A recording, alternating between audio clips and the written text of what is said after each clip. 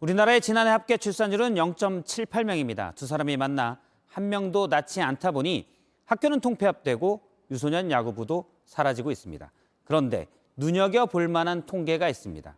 지난 2021년 프랑스의 합계 출산율은 1.8명. 같은 해 우리나라보다 2배 이상입니다. 그런데 우리나라는 아이의 98%가 결혼한 가정에서 태어나지만 프랑스는 그 비율이 38%밖에 되지 않습니다.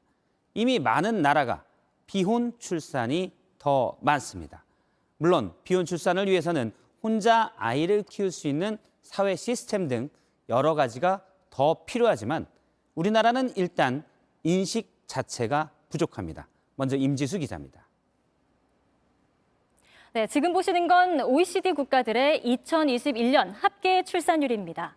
여성 한 명이 평생 낳을 것으로 보이는 자녀 숫자를 뜻하는데 한국은 유일하게 한 명도 되지 않아서 명백한 꼴찌입니다. 그런데 이 그래프를 혼인 출산율로만 계산해서 바꿔보겠습니다. 즉, 출산율 중에 결혼한 커플의 비율만 따져보니 기존 선두와 또 꼴찌 그룹이 확 뒤집힙니다. 한국이 OECD 1위로 올라서죠. 출산율이 가장 낮은 한국과 일본에선 10명 중 9명이, 그리고 유럽에서 출산율이 낮은 폴란드에서는 10명 중 7명 정도, 이탈리아에서는 6명 정도만 결혼한 부부 사이에서 태어난다는 뜻입니다. 반면 합계 출산율이 높아서 우리가 본받아야 한다라고 했던 나라들 한번 보실까요? 북유럽 국가들과 또 영국에선 10명 중 4, 5명이 혼인 가정에서 태어나고 출산율이 가장 높은 그룹인 아이슬란드와 또 프랑스에서는 10명 중 3명 정도만 혼인 가정에서 태어납니다. 나머지는 이른바 비혼 출산인데요. 동거 커플이 아이를 낳거나 또는 독신 여성이 정자를 기증받아서 인공수정을 통해서 아이를 낳는 초이스맘의 경우를 뜻합니다.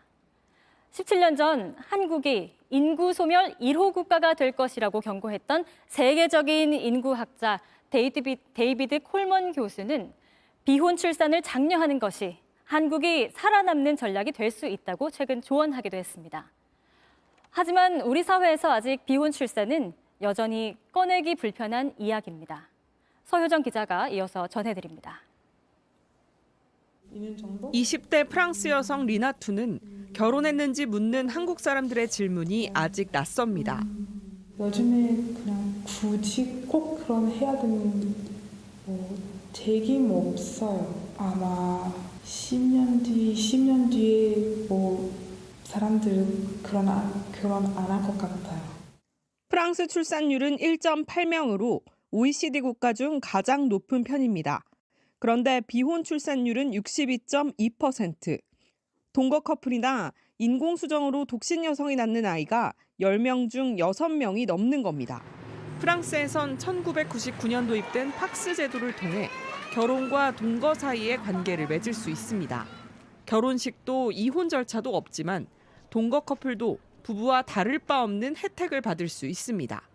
그래서 프랑스에선 결혼하지 않고 주거비를 아끼기 위해 동거하는 커플이 많습니다. 실제 지난해 24만 커플이 결혼하는 동안 팍스 커플도 19만에 달했습니다. 비혼 출산율 2.5%인 한국 사회에서 동거는 입 밖에 내기조차 쉽지 않은 이야기입니다. 2년째 동거 중인 여자친구를 친구들에겐 와이프라고 소개하지만 떳떳하지 못한 것 같아요. 신경 쓰인다고 싫다고. 밝히지 말자고. 쟤는 시집 어떻게 하려고 벌써 동거를 하냐. 법률상 부부가 아니란 이유로 여자친구가 응급실에 실려가도 보호자 역할을 못 해주는 현실이 더 야속합니다. 신혼부부 집 대출이나 뭐나 혜택들이 있을 텐데 그걸 못하니까 제가 오히려 동거를 그만하고.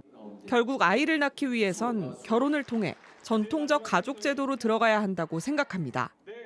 뒤에서 너무 수근거리고 욕할 것 같은데요. 그 시선만 없으면 저는 괜찮거든요. JTBC 서효정입니다.